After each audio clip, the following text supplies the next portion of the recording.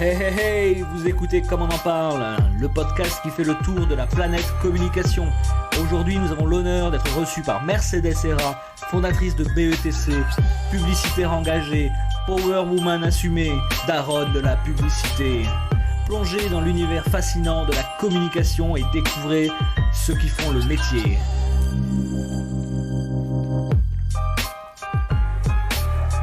Big up à Rode Microphone pour leur généreux soutien pour un podcast de qualité sonore exceptionnelle.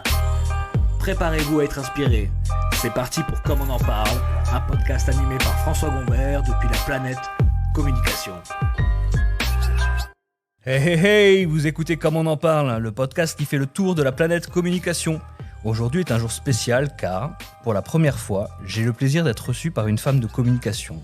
Une femme engagée et puissante, publicitaire, mais pas que. Je suis honoré et fier qu'elle ait accepté de me recevoir, car c'est une femme aux 1000 casquettes, avec une carrière prolifique dans la publicité et qui incarne aujourd'hui le E de la maison BETC qu'elle a fondée. BETC, c'est, je crois pouvoir le dire sans me tromper, 1200 employés. C'est aussi la première agence française de publicité et elle figure dans le top 3 des agences européennes.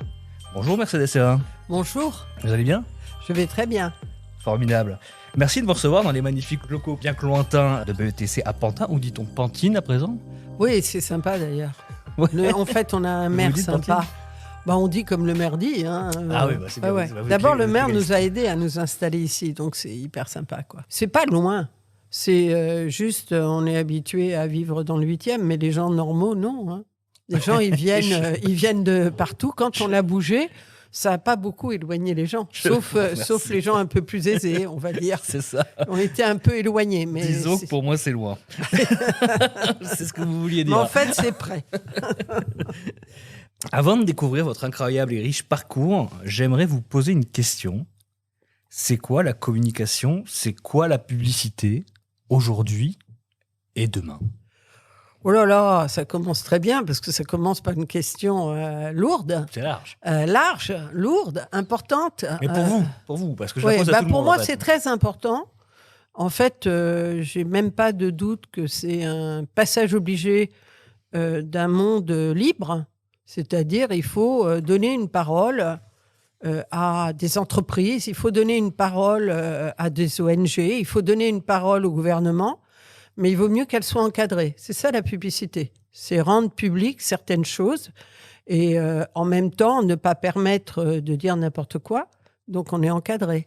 Il y a peu de choses qui sont encadrées comme la publicité. Donc je trouve que finalement, c'est peut-être la publicité qui est une des thématiques les plus honnêtes dans le monde d'aujourd'hui en termes de communication. Et est-ce que vous pensez, en allant dans ce sens-là, que finalement, pour faire de la bonne publicité, comme pour faire de la bonne communication, et quand je dis ça, je pense à quelque chose qu'on a tous vu hier sur la télévision, il faut aimer les gens. Ah, je pense que vous avez vraiment raison. Je pense que je vraiment ne recommande pas aux gens qui n'aiment pas les gens de venir dans ce métier. Parce que je crois que moi, je suis venue dans ce métier quand je me suis rendu compte à quel point il fallait passer du temps à comprendre les gens. Je me suis dit, mais c'est extraordinaire. Toutes les sciences humaines s'en mêlent. Parce que c'est pas facile de comprendre les gens. Non. Mais c'est très intéressant. Et je m'en doutais pas quand je suis arrivée dans la publicité qu'il y avait cet enjeu tellement important de comprendre où sont les gens. Je fais un nouvel aparté, mais alors vous dites, il faut entendre les gens, il faut comprendre les gens, mais il faut aussi entendre et comprendre les prospects et les clients qu'on a quand on est une agence de communication. Oui, mais moi, je préfère je trouve que nos clients finaux sont les clients les plus importants. Bien sûr. Et je crois que c'est parce que je pense ça que les clients viennent me voir. Ça ne vous est jamais arrivé d'avoir un, mais c'est pas ce que j'avais demandé d'un client ? Oh, j'ai eu sans arrêt. Oui, c'est ça. Comment vous faites pour entendre ce qu'il alors, a dit ? il y a plusieurs façons de faire. D'abord, il faut écouter, parce que le client intermédiaire peut avoir raison. Si on avait tout le temps raison, ça se saurait. Donc, il faut écouter les arguments en honnêteté, mais si on pense qu'il a tort, il faut lui dire. On va faire pas un gros flashback, mais un flashback quand même. Mercedes, vous pouvez nous parler de votre parcours depuis Barcelone, à la création de BETC, en passant par vos études. Et puis surtout, j'ai découvre que vous vouliez vous appeler Martine quand vous étiez petite. Et oui. Qu'est-ce que c'est que cette histoire ? Alors, je suis née en Espagne, à Barcelone, enfin près de Barcelone, donc dans le nord d'un pays. Tout le monde me disait que j'étais du Sud, mais moi, j'étais du Nord. Oui, oui. Forcément. Bah oui. Et je suis arrivée en France à 6 ans. Donc, c'est toujours un moment fort pour un enfant ou pour un adulte, d'ailleurs, de changer de pays, de bouger, de traverser une frontière. C'est jamais anodin. Vous passez d'une culture à une autre culture, même si c'est pas si éloigné que ça. Mais malgré tout, c'est pas anodin. Et ça a marqué toute ma vie, en fait, le fait de rentrer en France à l'âge de 6 ans. Je me suis pas rendu compte, quand j'avais 6 ans. Je me souviens juste des grands moments du passage de la frontière. Mon père nous attendait. Il avait une petite voiture. Il trouvait pas le chauffage. Et moi, je croyais qu'on était allé dans le cercle polaire. Et je me disais, mais pourquoi mes parents m'emmènent-ils dans le cercle polaire? Je ne comprenais pas. Enfin, Cerbère, voilà. Je sais pas si prend que ça quand même. C'était le 25 décembre, donc c'était Noël. Et mon papa m'avait acheté, je me souviens très bien, deux poupons qui étaient noirs. Je me souviens. On se souvient de tout à ces moments-là. Et là, on a eu toutes les aventures avec cette voiture, avec le froid. On a failli perdre cette valise tellement célèbre dans l'immigration dans le Rhône, parce qu'on s'est, je sais pas, trop rapproché du Rhône. Il y a eu un moment de panique. Et ça marque, parce que quand vous êtes une petite fille, vous arrivez en France. Pour mes parents, c'était à la fois un nouveau pays et c'était à la fois un changement un peu social, puisqu'ils étaient un peu dans la bourgeoisie moyenne en Espagne et que là, ils étaient plus pauvres que ça. Donc, c'était pas évident pour ma maman, plus clair pour mon papa, mais pas évident pour ma maman. Et donc, pour une petite fille, eh bien, je me suis dit qu'il fallait s'intégrer et j'ai commencé à travailler à l'intégration à l'âge de 6 ans. D'accord. Et donc, le prénom Martine, ça vient de là. Alors, prénom Martine, c'est que quand j'allais à l'école, que je ne parlais pas français, je me disais, mais quand est-ce qu'ils se moquaient de moi, évidemment, parce que les autres enfants, ils sont durs de toute façon. Donc, je me suis tue pendant 6 mois. J'ai appris le français. Et quand j'ai parlé, je parlais très bien. Là, vous ne parlez que catalan, en plus, je crois. Je parlais catalan, donc je croyais, quand les gens me disaient, vous parlez espagnol, je disais oui. Et là, ils parlaient une drôle de langue. Et donc, je disais à ma mère, enfin, quand même, je ne parle rien. Alors, je ne parle ni espagnol ni français. Donc, j'ai appris le français, mais avec beaucoup d'énergie, avec la radio. C'est pour ça que j'aime tant les podcasts, parce que je suis une fille de radio. J'ai appris le français avec France Inter.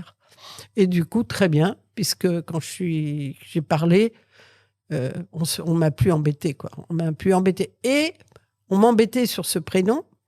J'avais un peu honte. Une petite fille, c'est comme le conformiste de Moravia. Vous arrivez quelque part, vous voulez ressembler à tout le monde.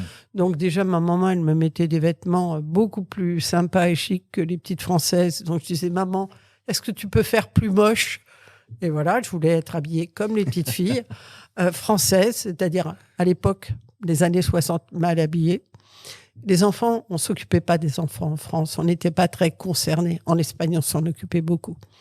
Et puis, chaque fois que je disais mon prénom, c'était des moqueries, pas possible. Donc, je disais à ma maman, écoute, il y a un prénom sublime, c'est Martine, parce que j'avais les petits livres, Martine va à la plage, Martine à la campagne et tout. Je trouvais ça magnifique. Pour continuer, j'ai oublié de vous le dire, vous avez à côté de vous un bouton non, enfin no, plus exactement, parce que c'est un buzzer que j'ai acheté à Barcelone. Justement, et si jamais vous ne voulez pas répondre à une question, je mets non. Vous tapez sur le truc rouge et tout le monde entendra que vous n'avez pas voulu répondre et on passera à autre chose. Je me demandais, finalement, dans la vie d'un publicitaire, si vous deviez choisir un super pouvoir qui vous permettrait d'être une super publicitaire, ce serait quoi? Ah, mais je sais pas, parce que en fait, j'aime pas trop les super pouvoirs. Je crois que ce que j'ai aimé le plus dans ce métier, c'était que on ramait pour persuader. Et en fait, c'est un métier de persuasion pour le public à la fin. Il faut bien que je persuade que mon eau d'évian, elle est intéressante, que le petit yogourt, il faut s'y intéresser, et tout ce qu'on veut, qu'il faut regarder telle ou telle entreprise. Donc, persuader. Et en plus, il faut que je persuade plein de gens à l'intermédiaire. Mes clients directs, là aussi, quand on a une idée forte, il faut la vendre très longuement. Il faut être très tenace dans les ventes des idées quand vous y croyez. Mais c'est pareil aussi quand je parle à la création, à l'agence. Quand ils me disent « ton brief, il n'est pas bien », alors là, je réfléchis. Soit ils ont raison, soit ils ont tort. et j'insiste. C'est vous qui faites les briefs directement à la créa? Souvent, oui. Enfin, moi, je crois que ce métier est difficile, qu'il exige de la seniorité et qu'on fait exactement le contraire aujourd'hui puisqu'on nous paye de moins en moins et que notre tendance serait de mettre des juniors. Et je pense que les juniors, c'est magnifique, mais qu'il faut toujours un senior dans l'histoire. Donc, dans cette agence, vous avez beaucoup de seniors. Pardonnez-moi, je vais mettre un peu les pieds dans le plat, mais quand on s'est parlé la dernière fois, je me suis posé une question. Je me suis dit, mais est-ce que c'est Mercedes Serra, la chef d'entreprise de BETC Full Six, présidente exécutive d'Avas Worldwide, donc qui est présidente et qui en fait est une businesswoman, ou est-ce que c'est Mercedes Serra, la publicitaire qui met les mains dans le cambouis, qui va prendre les briefs, qui va présenter les pitchs, les stratégies, etc. Moi, je pense que la meilleure façon d'être patron d'entreprise, c'est de faire son métier. Donc, je crois que je suis publicitaire.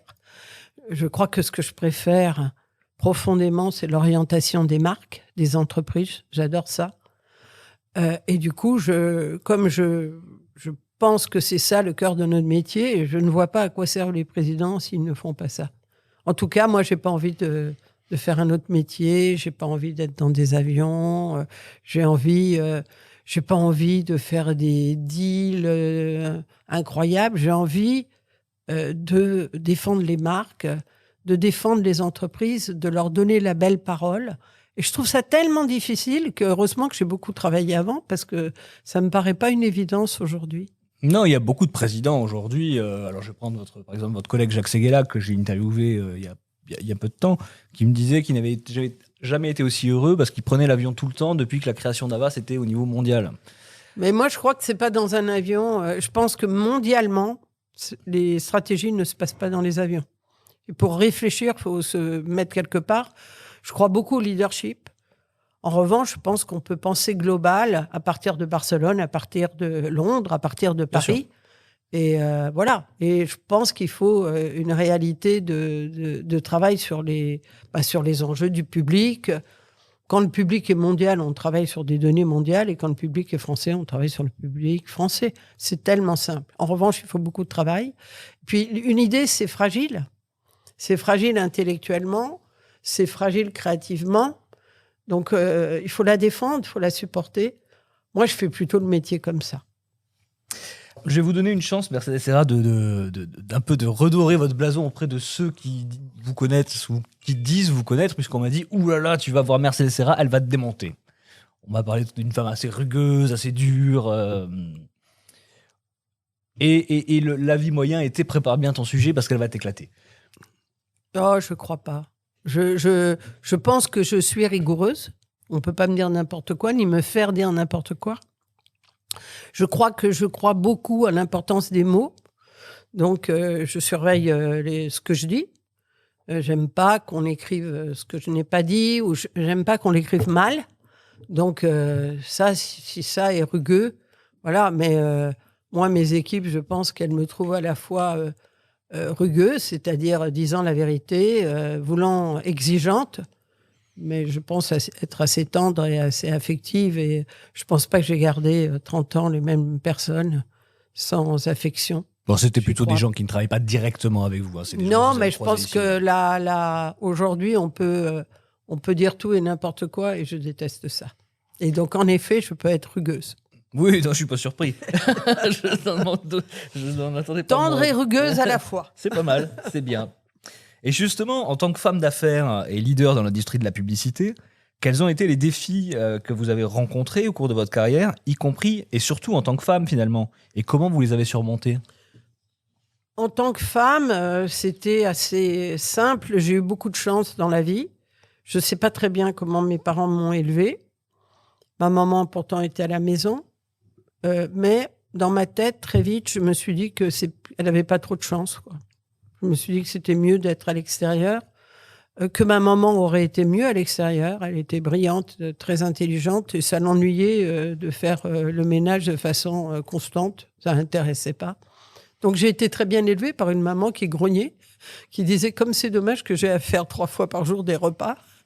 Et finalement, elle m'a mis dans la tête que l'extériorité, c'était une chose formidable. Donc quand je suis arrivée, moi je pense que le premier obstacle aux femmes, c'est elle-même. Si psychologiquement, vous pensez que vous ne pouvez pas faire comme les hommes, que c'est vous qui devez porter le poids familial, que quand vous allez être au travail, vous allez manquer à votre enfant. C'est ça qui rend si fragiles les femmes. Elles portent beaucoup de choses, elles portent trop de choses. Moi, j'avais la chance de me dire que j'allais pouvoir porter les deux tranquillement et que mes enfants seraient heureux si j'avais réussi. Il n'y avait pas de conséquences. C'est-à-dire, on peut tout avoir, les enfants, c'est magique, c'est eux qui décident de leur chemin.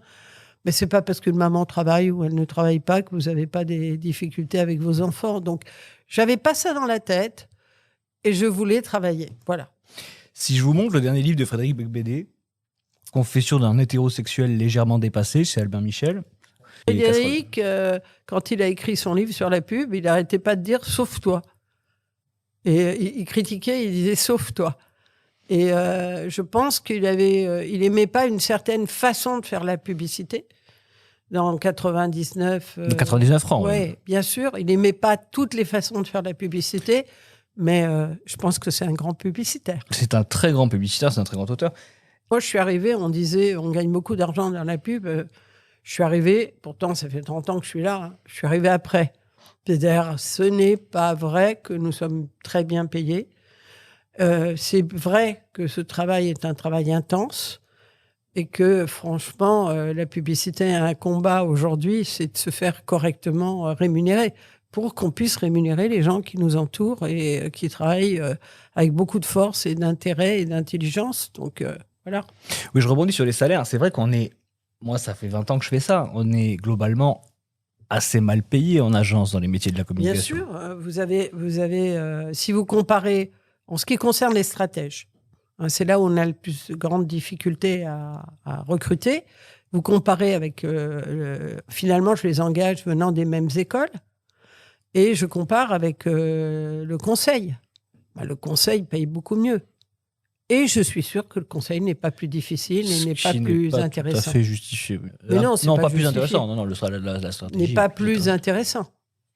C'est pareil. Donc, en tout cas, je respecte tout à fait. Je veux pas du tout que les gens du conseil baissent leur rémunération. Je veux que les nôtres augmentent. Je comprends. Alors, BETC a créé de grandes et belles campagnes. Alors, je pense notamment à Evian, bien sûr, avec les bébés, McDo, Venez comme vous êtes, la saga pour Canal+, ou d'incroyables films pour Air France. Je pense notamment à ce film intelligent et poétique sur fond de Chemical Brothers, qui, moi, reste parmi mes films de pub préférés. Quel dommage qu'Air France soit parti de chez vous, d'ailleurs. Et vous l'avez non, mais il ne faut pas s'inquiéter.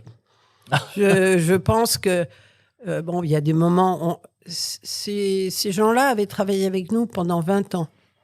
Donc, ils ont eu envie d'un peu d'air sur Terre, pourquoi pas.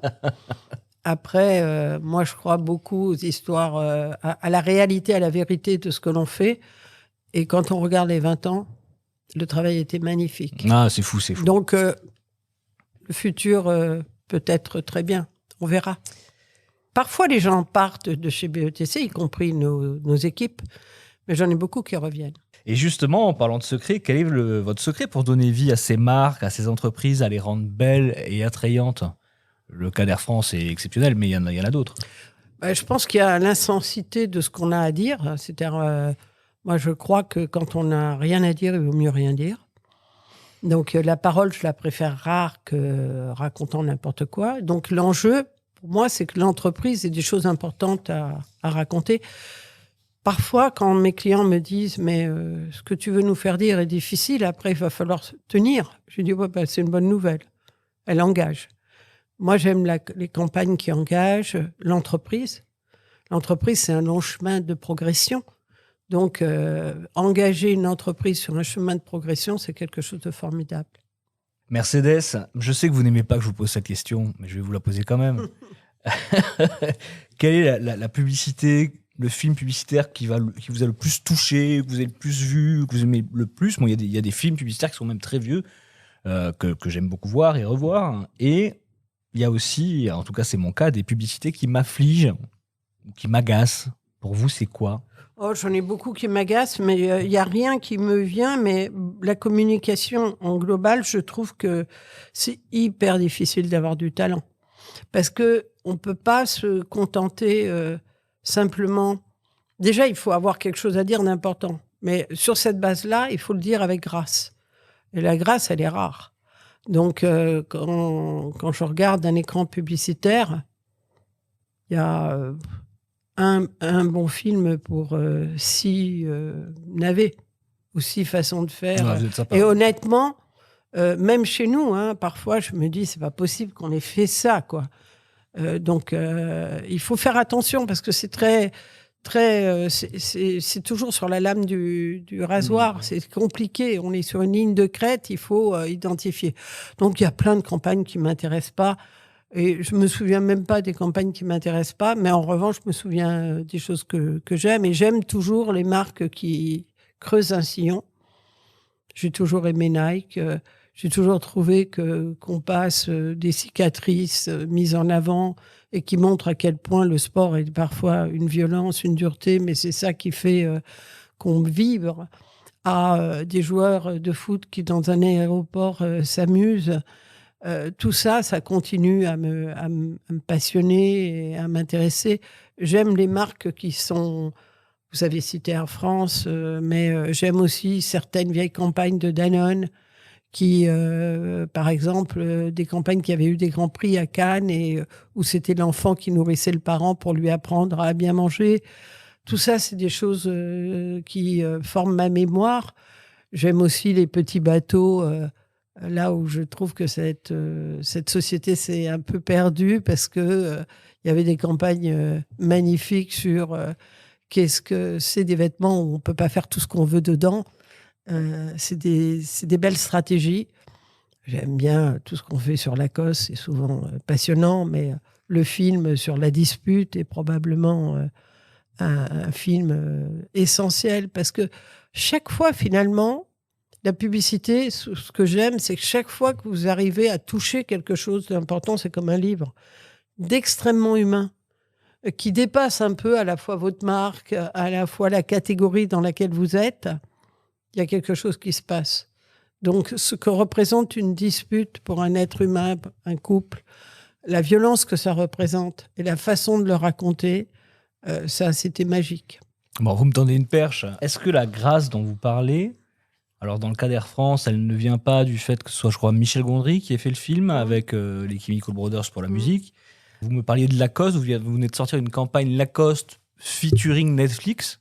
On n'attendait pas forcément une rencontre, moi j'adore, mais on n'attendait pas forcément une rencontre Netflix-Lacoste. Est-ce que cette grâce, est-ce que cette amélioration de la marque ne vient pas de ces croisements, de ces rencontres ? Alors, bien sûr, nous, on est on est sensible à beaucoup de choses, en fait. On est sensible au fond. C'est-à-dire que si on n'a pas de fond, vous pouvez raconter ce que vous voulez, ça n'intéresse personne. À tel point que parfois, je n'ai pas réussi complètement les films, mais parce que j'avais du fond, j'ai beaucoup vendu. Donc, le fond, il est primordial. Vous avez quelque chose à dire ou pas à dire.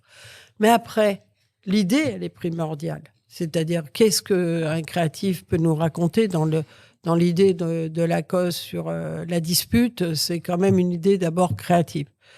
Mais si vous passez pas le 3e cap, qui est le cap du craft, c'est tellement dommage. Parce que le craft, c'est quand même ce qui va être vu. Donc là, oui, c'est des magnifiques rencontres. Mais on a, par exemple, Fabrice Brobelli qui travaille énormément sur tout ce qui est musique. Les Chemical Brothers, personne ne les avait utilisés. Ils étaient à peine connus. Ça, on adore. Oui, chercher quelqu'un, en 99. aller chercher des gens, soit de talent. En fait, plus vous avez de talent sur quelque chose, et mieux ça vaut. Donc, c'est fatigant les talents, mais c'est génial. Donc, après, il ne faut pas perdre l'objectif.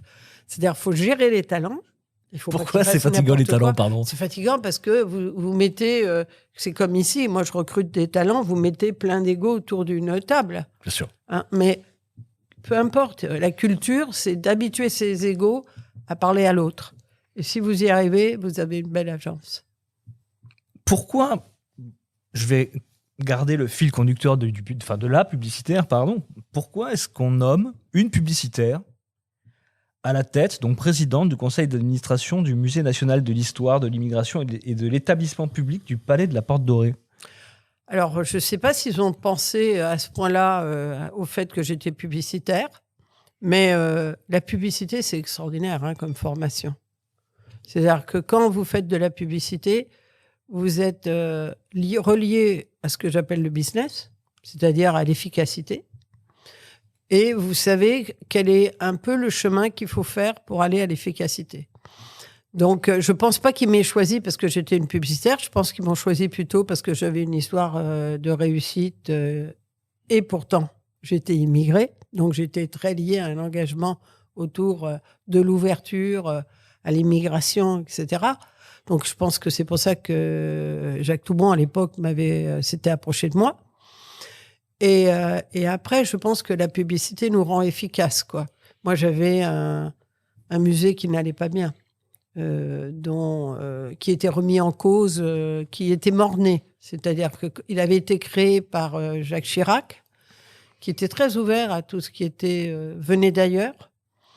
Au moment où il a fait le quai Branly, il a préfiguré le palais de la Porte Dorée, donc le musée de l'immigration. Il a eu cette idée-là. C'est pour ça que Jacques Toubon a repris et a mis en place le musée. Mais tout de suite après, on a eu Sarkozy, qui a dit ça ne sert à rien, un musée de l'immigration, on pourrait faire la France, voilà. Et donc, c'est là où j'étais, où j'arrivais. Et donc, j'avais très peu de subventions, pas assez. J'arrivais même pas à la fin de l'année avec les subventions. Et j'avais un conseil d'administration complexe parce qu'il y avait tous les ministères. Pas tous, mais le ministère de l'Éducation, le ministère de l'enseignement secondaire et de la Recherche, le ministère de la Culture, qui était notre premier ministère, et le ministère de l'Intérieur. Donc, j'étais très surveillée. Et je pense qu'avec les ministères, en étant avec le conseil d'administration, en leur disant toujours la vérité, en leur montrant le trafic, on me disait ça n'intéressera personne. Donc, on a fait des belles expositions, les gens sont venus. On a fait de la belle publicité, les gens sont venus. J'étais contente parce que les ministères disaient « ça marche la publicité ?» Je dis « bah oui, évidemment, les gens ne vont pas dépenser des sous, acheter des campagnes si ça ne marchait pas. » Mais oui, ça a marché. Et depuis 10 ans, je fais tout pour que ça continue à marcher. Je vous le disais tout à l'heure, on a des professionnels de la communication, puis aussi des jeunes professionnels de la communication et aussi des étudiants en communication qui nous écoutent. Quel conseil donneriez-vous aux jeunes professionnels qui souhaitent se lancer dans le monde de la communication et de la publicité, et tout particulièrement en agence? Parce que je remarque que souvent quand je donne des interventions, alors je n'ai pas votre aura, Mercedes, mais j'ai beaucoup de jeunes et de moins jeunes qui me disent « moi je veux pas aller en agence parce que c'est pas bien payé, on travaille comme des chiens, c'est les charrettes, c'est tout ce qu'on a aimé finalement. » Mais c'est passionnant. Mais oui, donc c'est ça. Voilà, donc dans la vie, il faut choisir.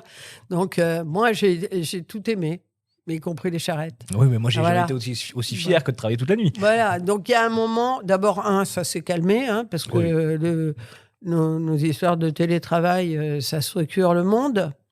Donc, je ne sais pas si ça le structure en bien ou en mal, mais en tout cas, il y a des choses bien et puis il y a des choses moins bien. Mais en tout cas, oui, c'est un métier de passionné. Donc oui, si vous n'avez pas de passion, ne venez pas. Vous allez trouver ça compliqué. Puis si vous n'êtes pas très bon, ne venez pas parce que vous allez trouver ça compliqué. Donc, il faut... De toute façon, moi, je dis toujours aux jeunes, vous savez, il faut aller dans les endroits où vous réussissez. Parce que la vie, c'est pas fait pour se faire taper dessus. Et moi, je ne suis pas du tout dans une problématique française de l'enseignement qui montre les faiblesses des gens et n'accentue pas les forces. Donc, si vous sentez que vous avez une forme d'expertise pour ce métier, et si vous avez une passion, alors il faut venir.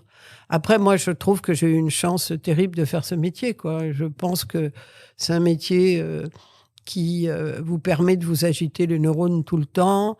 Vous n'êtes pas dépendant d'une entreprise. Vous en connaissez beaucoup, donc il y a un côté on est dépendant de plein d'entreprises quand même. Et du coup, pas d'entreprise. Moi, j'ai été trop désobéissante pour participer à une seule entreprise. J'aimais bien avoir ce regard extérieur qui me faisait du bien. Donc, il faut que ça vous corresponde. Et après, il y a beaucoup de métiers dans la communication, donc il ne faut pas se tromper. Pour être stratège, il faut être très fort, il faut aimer les sciences humaines, il faut aimer les gens. Mais les gens, ce n'est pas n'importe quoi. Faire des sciences humaines, c'est le contraire du... il n'y a pas de rigueur, etc. Non, c'est le contraire. Il y a autant de rigueur que dans la mathématique. Donc, si vous aimez ça, vous pouvez être stratège et c'est passionnant. Si vous aimez autre chose, cette folie aussi, qui est un peu une folie créative, qui est une espèce de liberté, qui est on vous donne un brief, mais il faut faire plaisir aux gens au bout du bout. Donc, comment est-ce que vous trouvez un moyen de dépasser le brief pour raconter les choses de façon intéressante aux gens? Vous pouvez venir aussi. Et on revient à cette histoire d'aimer les gens, finalement. Ah bah oui, je pense que c'est surtout chez les stratèges. Chez les créatifs, ce qu'ils aiment, c'est trouver une façon de faire, en effet, qui va créer un succès, donc un lien avec les gens, vous avez raison, et un lien avec leur père. Ils sont hypersensibles à la reconnaissance de leur père. Alors que moi, je suis sensible à la reconnaissance des entreprises. C'est normal, d'où les lions à Cannes, etc. Et c'est important, les lions à Cannes, parce sûr. que en France, on ne respecte pas assez notre métier. Et respecter notre métier, moi, quand mes clients, ils ont des prix, je sais pas, ils ont le prix du meilleur produit, ils ont fait... Je suis respectueuse. La meilleure innovation, je suis hyper respectueuse. Donc, il faut être respectueux devant les prix créatifs. Et surtout, et vous allez le voir à Cannes, parce que la CC a fait un joli travail avec Kantar. En général, quand on est créatif, ça paye. Oui, les Français marchent bien à Cannes, en général. Pas mal, mais pas suffisamment et on n'est pas assez fiers. Et surtout, c'est pas toujours... Vous pouvez pas prendre toutes les communications de Cannes et dire c'est efficace. Parfois, elles sont faites pour les prix, honnêtement. Mais les grandes marques sont créatives. Et donc, les grandes marques, par leur créativité, construisent du business. Donc, il faut regarder de près. Est-ce que, justement, encore après, on arrête avec ce public des plus jeunes ou de ceux qui sont encore à l'école? Non, mais moi, j'adore les gens qui sont à l'école. Hein, je les attends. C'est une question qui me revient souvent. C'est qu'est-ce que c'est un planeur stratégique? Alors, ça dépend des endroits. Voilà, c'est ça. Voilà. Le problème, ici, on a une certaine vision du planeur qui est différente, parce qu'on a une vision aussi différente de ce qu'on appelle communément le commercial. En Angleterre, le planeur, c'était celui le planeur était plutôt du côté de la créa et aider les créatifs à verrouiller leur idée et à faire qu'une idée, elle soit intéressante, marrante, etc. Dans cette agence-là, le planeur, il est plutôt du côté du business. Moi, je pense que l'enjeu de la compréhension de la stratégie, elle ne doit pas être reliée purement à la créa. Donc, j'ai fait les choses différemment. Je pense que c'est le succès de BETC. Et puis, l'autre chose qui est importante, c'est qu'en Angleterre, souvent, les commerciaux sont des vendeurs. Et moi, je ne veux pas de vendeurs. Je veux des gens qui pensent et qui vont expliquer pourquoi ils ont pensé telle ou telle chose. Consultants. Et je veux des consultants, des stratèges. Et j'aime bien quand ils sont engagés sur quelque chose, parce que c'est toujours difficile de dire à un client, vous savez quoi ? Je crois que ça va marcher. Moi, j'ai peur quand je dis ça, parce que je me dis, oh là là, ça ne marche pas. Mais c'est ça, s'engager. S'engager, c'est à la fois avoir beaucoup pensé et puis avoir le courage d'avoir une direction. Ça, c'est jamais facile. Avant de passer à d'autres sujets plus médiatiques, est-ce que vous pouvez nous parler un peu de BETC en termes de business, quelques chiffres, les campagnes, le CA En fait, on ne va pas parler de trop de données parce qu'elles sont données dans le groupe Havas et donc elles sont très surveillées. Mais c'est une très grosse agence. C'est devenu c'est parti très petit. C'est devenu grand et gros. Rémi me disait toujours, mais pourquoi tu veux grandir ? Rémi Babinet, pourquoi tu veux grandir ? Et je disais, parce que je veux pas que les Américains nous ennuient. Et donc, je veux avoir une taille américaine. C'est ce qui est arrivé, puisqu'on est 1200 à Paris. Donc, on est une taille, c'est rien, hein, c'est une ETI, faut se calmer. Mais en agence de com, c'est pas mal. Hein. C'est très important. Je crois que c'est la plus grande agence de com de France. On doit être dans les 2 ou 3, je ne sais pas, 3 européennes. Ouais. Et surtout, on est classé tout le temps dans les 5 premiers mondiaux, cette année 3e. Bravo. Et c'est ça qui est important. On a des métiers multiples. J'ai créé... je pense que c'est un métier d'artisan. Donc, grandir ne veut pas dire ne pas continuer à faire. C'est pour ça, d'ailleurs, que je continue à faire, parce que je pense que la qualité vient... vous ne pouvez pas surveiller 30 budgets. Ça n'a pas de sens. Donc, il faut trouver des gens de grande qualité. C'est pour ça qu'il nous faut des talents à tout prix pour être en charge des différents business de l'entreprise. Après, on couvre des secteurs très, très importants, que ce soit l'automobile, la banque, l'alimentaire, le luxe. Et on a créé des entités, BETC Full Six, qui est spécialisée dans tout ce qui est CRM, data, base de données, e-commerce, etc. BETC Étoile Rouge, qui est spécialisée dans l'univers du luxe. On a BETC Corporate. Donc, on a créé des entités pour que tout soit toujours à taille humaine. Parce que, en fait, ce métier, c'est que des gens. Est-ce que vous vous souvenez de cette boîte, alors peut-être qu'elle existe encore, qui s'appelait Les Artisans du Paradis? C'est vieux, hein, moi, si ça doit au moins avoir 15 ans. Oui, mais c'est pas les Artisans du Paradis, non. C'est les, je sais plus, mais les ouvriers. Ah, les ouvriers du Paradis. C'était encore mieux. Ouais, j'avais trouvé le nom très, de cette très boîte joli, magnifique. très joli. Eh bien, je crois que... Ça m'a fait penser à ça. Oui. Ben, nous sommes des ouvriers du paradis. Je crois que c'était Thierry Consigny. Je crois. Hein? Donc, merci à Thierry, parce que nous considérons, nous aussi, que nous sommes des ouvriers du paradis. C'était un très joli nom de boîte, ouais, que beaucoup ont j'adore. Raison. Sur un sujet un peu plus médiatique, pardon, alors je ne veux pas qu'on rentre dans l'aspect judiciaire de l'affaire, mais il y a l'affaire Palmade. On en a entendu parler sur toutes les chaînes d'infos, puis sur la caisse de résonance des réseaux sociaux. En termes de communication, comment expliquez-vous qu'un pays comme la France, où on est les premiers fumeurs de joint, les premiers consommateurs de cannabis, les plus gros consommateurs d'anxiolytiques, on n'ait pas une publicité de prévention, une campagne de prévention? Si tu te défonces, tu restes chez toi. Ou la drogue, c'est de la merde, mais c'est une campagne qui a déjà existé. Ou Gainsbourg, par exemple, qui, dans son album You Are Under Arrest, avait fait une chanson aux enfants de la chance. Tout ça, c'était des messages forts qu'on envoyait aux jeunes pour les sensibiliser au danger de la drogue. Alors qu'aujourd'hui, c'est hyper violent, c'est des amendes, c'est des machins, Pourquoi est-ce que la publicité ne se saisit pas de ce problème?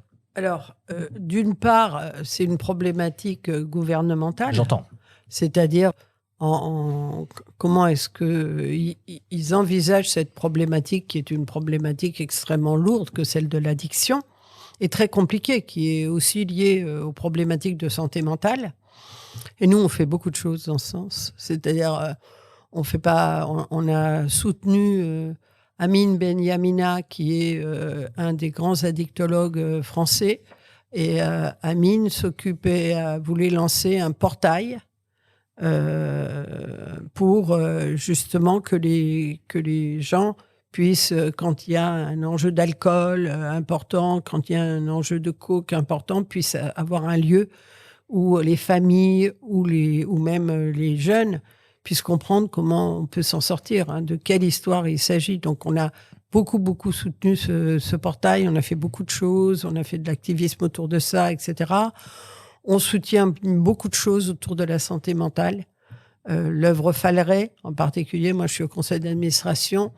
Là, on est en train de regarder avec Jean-Victor Blanc, qui travaille autour de tout ce qui est la pop musique, etc., et les problèmes de santé mentale, parce que très souvent, les problèmes de drogue et d'alcool sont quand même liés à un mal-être. Et la première addiction la plus violente, la plus dure, la plus forte, c'est l'alcool. Bien sûr. Et quand on a les problèmes de féminicide, etc., on voit réapparaître en élément fort, libératoire de stupidité, c'est-à-dire ils se mettent à taper l'alcool. Oui, l'alcool n'a jamais rendu intelligent. Donc moi, je suis acquise à tout ce que vous me dites. Moi, je propose toujours de tout faire gratuitement, mais enfin, l'État ne veut jamais. Parce que je pense que, oui, c'est un combat. Je pense que le combat aussi de la santé mentale en est un, parce que là, les jeunes, vous vous rendez compte à quel point, après le Covid, ils peuvent être paumés, c'est-à-dire, même avec le télétravail, ils peuvent être paumés. Parce que moi, je réfléchis à mon époque, quand je suis sortie de mes études, la voie était claire. Je voulais trouver un travail, je voulais qu'il m'intéresse et je voulais que ce soit une passion. Puis là, on leur prend la tête, il faut l'équilibre, télétravail, enfin, ils finissent chez eux face à je sais pas trop quoi. Je trouve pas ça toujours d'une efficacité redoutable. J'ai un de mes gamins qui fait des jeux vidéo. Son premier job, il était enfermé chez lui face à son ordi tout seul. je suis pas sûre que ça structure le monde. Ouais, dans le télétravail, il y a parfois plus télé que travail. Et je pense qu'on n'est pas fait pour être... Vous voyez, c'est pas la même chose. Les gens ne sont pas tous au même endroit à la même époque. Vous êtes jeune, vous sortez des études, vous avez envie de vous insérer dans quelque chose, donc il faut quelque chose qui vous insère.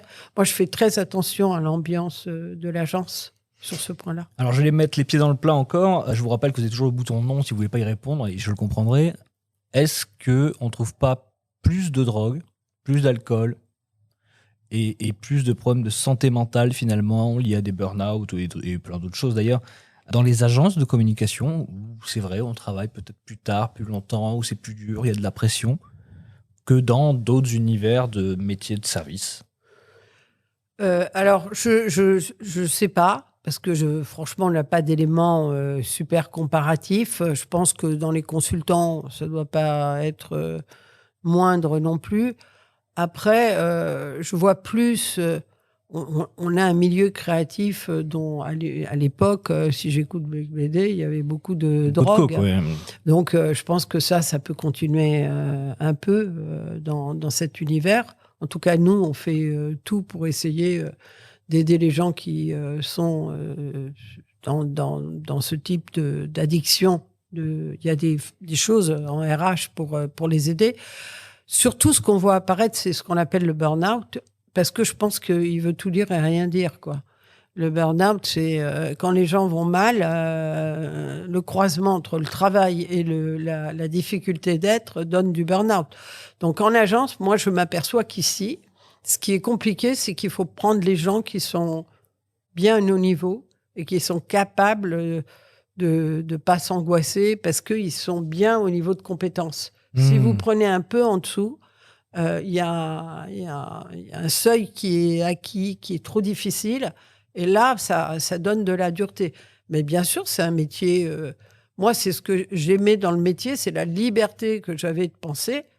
Mais quand quelqu'un m'appelle à 8 heures et qu'il me jette tout ce que j'ai fait, il faut être de bonne humeur, quoi. À 8 heures, c'est sympa. Mais il y en a qui le font à 2 heures du mat. Hein. À 8 heures du soir. On se dit, bon, ça va pas, quoi. Voilà. Donc, il y a des endroits où... voilà. Mais je pense qu'il y a des profils qui peuvent très bien supporter ça. Bon, je me disais, mais c'est pas lui qui va me mettre de bonne ou de mauvaise humeur. Et puis, il y a des profils qui peuvent pas supporter ça. Donc, est-ce qu'il y a il y a probablement plus de burn-out dans des choses qui sont du registre du service, avec une pression du service et surtout une pression des idées. C'est-à-dire... peut-être vous avez ça en cabinet d'architecture, etc. C'est-à-dire, parfois les gens grognent et on a très envie, enfin moi je fais ça souvent parce que c'est ça que vous appelez mon tempérament rugueux. Je ne l'ai pas rappelé. Hein. Je dis souvent, vous avez une idée à nous soumettre à mon client, parce que c'est bien de grogner, mais une idée, vous savez, ça peut venir de tout le monde. Donc n'hésitez pas, parce que ça sert à rien. Moi, par exemple, il y a un mot que je déteste, c'est l'urgence. Souvent, on est dans un sentiment d'urgence qui est archi faux, quoi. Oui, il ne faut pas confondre urgence et précipitation. Urgence pour faire des nullités ou urgence... Oui, on est pressé, mais il faut quand même qu'on ait le temps d'approfondir, de faire quelque chose de bien. De plus en plus, on est dans un monde agité qu'il faut calmer. Parce que ce qui compte pour les gens, c'est qu'il y ait de la qualité dans la relation, qu'il y ait de la qualité dans ce que l'on sort, et pas qu'on sorte sans arrêt. Le digital n'a pas aidé. Hein. Non, il y a une phrase que j'ai beaucoup entendue dans l'agence, c'est « l'urgent est fait, l'impossible est en cours, pour les miracles, prévoir un délai ». Oui, mais vous avez raison. Non, et puis surtout, moi, l'urgent, quand on me dit « c'est urgent », j'ai un système immédiat, c'est que je ralentis. Donc, il ne faut jamais me dire ça. Donc, vous êtes rugueuse. Donc, je suis rugueuse. Bon, et puis, j'aime bien défendre mes équipes et le métier de la pub. Il faut. Non, mais en plus, si vous arrivez à concilier liberté de penser aussi, liberté de s'exprimer au sein d'une entreprise, c'est très important. Il faut pouvoir parler. Toujours sur un sujet médiatique, et c'est un passage obligé, après des mois de mouvement social, certains parlent même d'une démocratie en crise. Quel regard portez-vous sur la communication du président Macron et de l'exécutif à propos des retraites après plusieurs mois de mobilisation? Je ne sais pas si c'est à propos des retraites. Je pense que c'est plus profond que cela. Donc je ne sais pas, par exemple, ce qu'ils pouvaient faire hier. autre que de dire... enfin, je trouvais que c'était pas du tout clair quand vous voulez pas bouger d'aller raconter autre chose alors que vous voulez pas bouger, je suis pas sûre. Mais je pense que c'est plus profond que cela, c'est-à-dire c'est quoi une belle communication. Et je pense que très souvent, nos patrons, nos dirigeants aiment bien les coups. Ah, je vais parler à tel public, etc. Et je pense que c'est plus profond que ça, plus empathique que ça. Et cette empathie, elle est nécessaire à un moment donné. Donc, il faut être empathique devant la compréhension de ce que ressentent les gens. Ah bah, l'empathie est un peu cassée. Je vais vous dire ce que ça m'a inspiré. J'ai eu l'impression de voir un patron d'agence qui était allé voir avant tous les gens de son agence pour leur dire oh, un tel client est pas content, il me faut des idées à annoncer avec des deadlines et comme ça va le rassurer. Ça n'engage que moi, mais c'est un peu ce que j'ai Non, vu. mais je crois que, vous savez, quand vous avez des gens énervés sur un sujet, oui. Je suis pas sûre que c'est le bon moment de parler. Non, surtout parce pour dire que soit vous leur dites que vous les avez compris, vous changez quelque chose, soit si vous voulez pas changer, ce qui aussi c'est pas non plus critiquable parce que en gros si vous changez tout le temps, il y a un moment où on comprend rien. Mais en tout cas, je pense que du coup la parole elle est inaudible dans ces cas-là. Voilà. Donc je ne suis pas sûre que j'aurais parlé à ce moment-là. Voilà, parce que la parole est inaudible. Ah bah je vous mets mon billet que ce matin tout le monde a oublié ce qu'il a dit, mais bon, peu importe. Sur le même sujet, récemment Emmanuel Macron a accordé une interview à Pif Gadget. Marlène Schiappa était la semaine dernière, je crois, en une de Playboy. C'est ce que j'appelle les coups. Oui, mais enfin, quelle est votre opinion sur ce choix de médias et l'influence que ça a sur les publics Je pense en fait qu'il faut éviter les coups. C'est-à-dire, vous voyez bien que c'est des coups. Et donc moi, je crois que il faut faire attention. Je pense pas que les dirigeants, d'ailleurs, en général, je pense pas que c'est formidable de répondre à ce genre d'idées un peu ah oui, comme d'ouverture. Je trouve ça un peu naïf et franchement, je suis pas très à l'aise. Ni par l'un ni par l'autre. Alors que Marlène Schiappa, lorsqu'on écoute ses discours, c'est une bonne communicante. Hein. Mais c'est aussi une bonne communicante quand elle part toute seule finalement, sans première personne. Bon, chez Playboy, après moi Mais là Playboy, je sais pas ce que ça lui apporte. Je pense que ça ne lui apporte rien, mais en tout cas, elle met le sujet du droit des femmes dans un magazine qui n'en parlait pas beaucoup. Moi, j'ai lu un Playboy il y a peut-être 25 ans que mon père m'avait donné. C'était pas forcément le jeu du droit des femmes. C'est vrai, mais elle se protège pas beaucoup, quoi. Voilà, elle se protège pas beaucoup. Si on a besoin d'elle, ça aide pas, quoi. Mais moi, je trouve qu'elle a une parole, pour l'avoir écoutée très souvent, je trouve qu'elle a une des belles paroles du gouvernement. Pour être honnête, je trouve que là, on a beaucoup critiqué. On a dit qu'elle communiquait plus qu'elle ne faisait de choses lorsqu'elle était à l'égalité homme-femme. Au secrétariat d'État. Au secrétariat d'État pour les femmes. Mais je trouvais que cette parole était importante et que c'était aussi une façon de faire bouger le monde que de parler. Je voudrais maintenant qu'on parle des intelligences artificielles génératives. Alors, ça ne vous a pas échappé. On en parle matin, midi et soir, la nuit et plus encore. On parle essentiellement de ChatGPT et de Midjourney. Ça prend de plus en plus d'importance, notamment dans le monde de la communication. J'entends un peu partout dire que l'IA va tuer plein de métiers comme les graphistes, les concepteurs, rédacteurs. Mais ne croyez-vous pas au contraire qu'il faut prendre le taureau par les cornes, apprendre aux gens à utiliser ces outils et ainsi créer de nouveaux métiers finalement? Je pense comme vous. Hein. Je pense comme vous. Je n'ai jamais... en plus, j'ai un gamin, mon grand, qui est dans le digital et qui me répète sans fin rien ne vaut l'homme. Donc, tout ce qui est instrument, il faut savoir l'utiliser. Donc, utilisons ça. On a utilisé Photoshop à des moments donnés. Ça faisait peur, hein. On l'a utilisé, mais est-ce que ça remplace une idée brillante et tout? Je ne suis pas sûre. Pas du tout. Donc, je suis jamais effrayée par l'utilisation, le fait qu'on ait des outils à utiliser. Après, je pense que je suis plus effrayée par la naïveté face aux data, parfois incompréhensibles, qui ne servent à rien les 3 quarts du temps. Vous dites, vous avez beaucoup de data, en fait, vous n'avez toujours pas compris le levier de modification d'un consommateur. Donc, il y a beaucoup de bruit autour de ça, mais moi, je suis une éternelle positive et optimiste. Je pense que l'intelligence humaine... J'avais entendu un discours très brillant d'un des patrons de l'innovation français, d'origine française d'ailleurs, qui habitait à Los Angeles et qui travaillait à l'époque sur Sony de façon très intéressante, et qui disait, vous savez, ce qui a changé avec le temps, c'est la taille des ordinateurs. Il y a plus de données qui peuvent être traitées. Donc, je suis assez calme par rapport à ça. Après, regardons bien, parce que plein de choses peuvent être utilisées. Ne fermons pas les portes. Et justement, d'un point de vue technologique, là, vraiment, je vous parle de ce que je vous ai déjà posé la question sur la communication tout à l'heure, mais là, la communication plus la technologie plus le business, quelle est votre vision de la publicité de demain ? Comment vous imaginez finalement l'évolution du secteur, de l'industrie en termes de créativité, de techno, d'approche stratégique, parce que c'est important ? Alors, il y a beaucoup de questions là. Oui.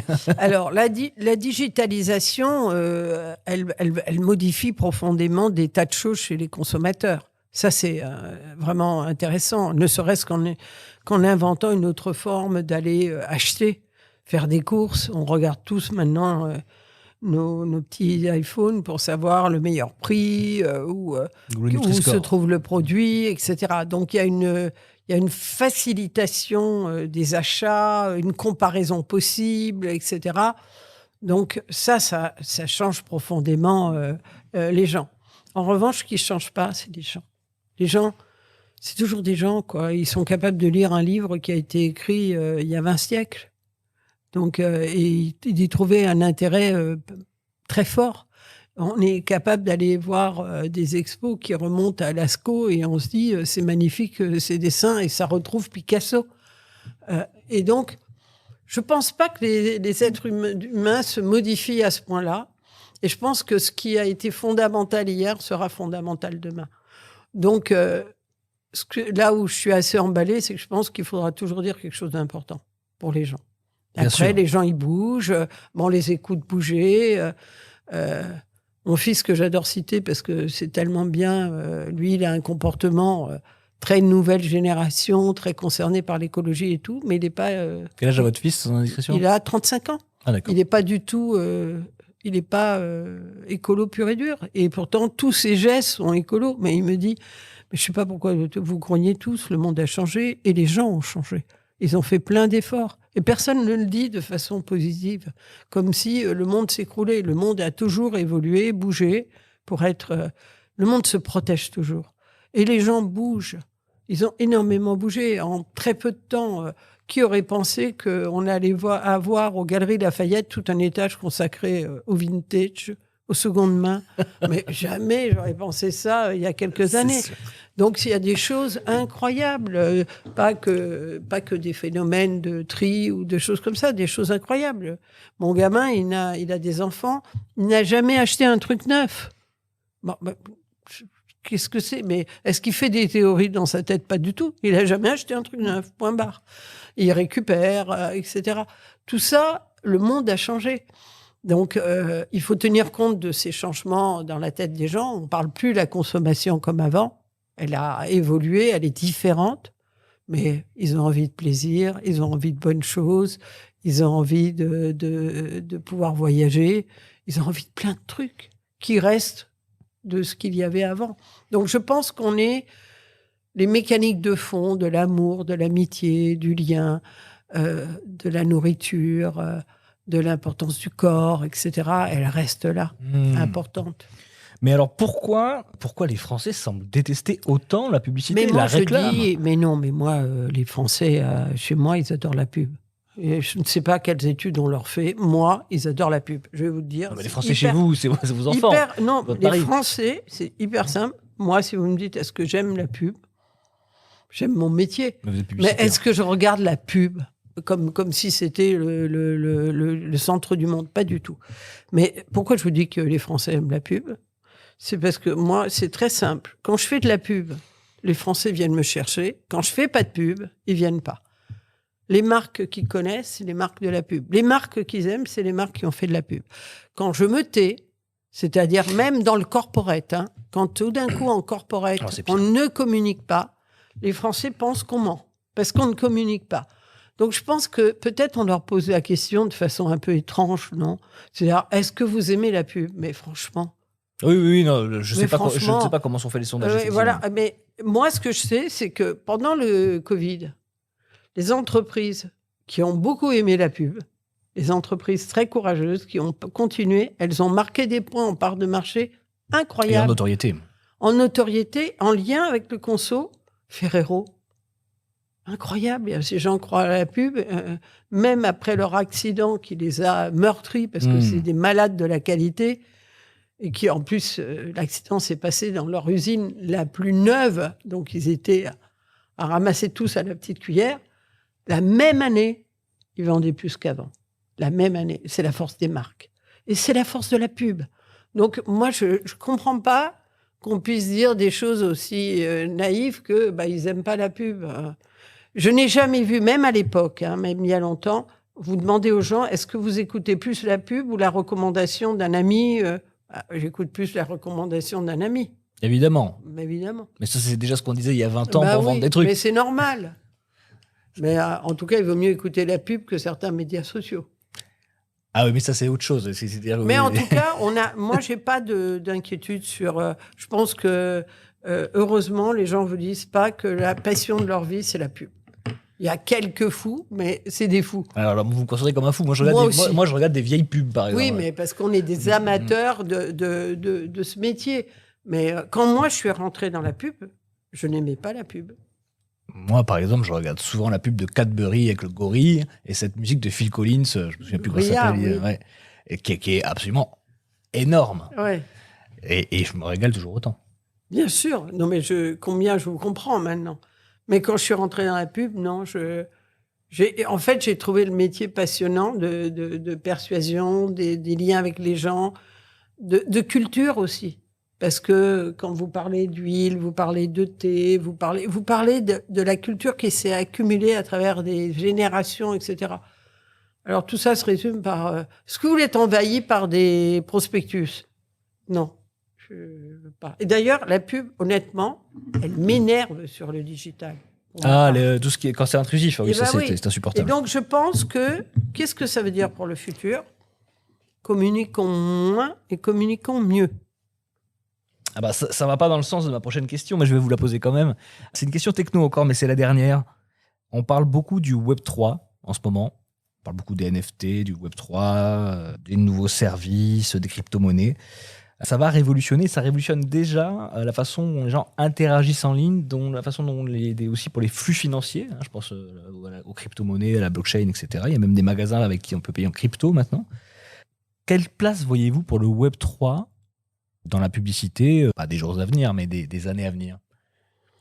Je pense qu'on est en train tous de chercher. C'est-à-dire, il faut éviter... moi, j'ai vécu beaucoup de périodes de modifications lourdes. Je me souviens que j'avais des clients qui perdaient la tête et qui voulaient faire des agences médias au lieu de vendre leurs produits, quoi. Parce qu'à une époque, il y a eu une bulle Internet, il y a eu une bulle digitale. Donc, il faut éviter l'effet bulle et il faut éviter de perdre le bon sens. Donc, le Web3, pour nous, ici, c'est un sujet qu'on prend très au sérieux et qu'on regarde, mais surtout, d'ailleurs, en production. Après, est-ce que tout va être dématérialisé ? Je ne suis pas sûre. Non.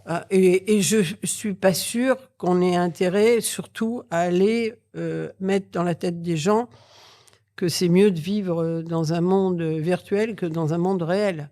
On peut regarder l'échec du métaverse, dont on parlait autant que le Web3 à l'époque où c'était la folie du métaverse, c'est vrai. Donc voilà, faut juste faire attention parce que, par exemple, pour les gamins, ça fait un peu peur quand ils sont plus dans le virtuel que dans le réel. C'est sûr. C'est ça que... Mais je pense qu'il faut explorer parce qu'en termes de production, ça nous donne des possibilités assez formidables. Et donc, je suis très positive. Mais tout ce qui est révolution technique ne révolutionne pas la tête des gens. Merci beaucoup Mercedes, merci d'avoir pris le temps de répondre aux questions de Comme on en parle. Merci beaucoup Merci à à vous de nous écouter, voire de nous avoir partagé. Merci également à Rode Music de m'avoir fourni le Rode Caster Pro 2, des micros et tout le matériel nécessaire pour vous offrir un enregistrement de qualité. Pour nos auditeurs, si vous souhaitez en savoir plus sur Mercedes ERA et BETC Paris et BETC Full Six et BETC, j'ai oublié le troisième. BETC Corporate, et BETC Étoile Rouge, et BETC Buenos Aires, et BETC Shanghai. Enfin bref, sur BETC. Si on partait à BETC Buenos Aires, c'est une très bonne idée. Quelle bonne idée. Donc vous pouvez suivre tout ça sur leurs réseaux sociaux, leur site. Merci encore d'avoir écouté l'émission et à très bientôt pour un nouvel épisode du Love sur vous, parce que la publicité, c'est l'amour des gens. Merci à vous.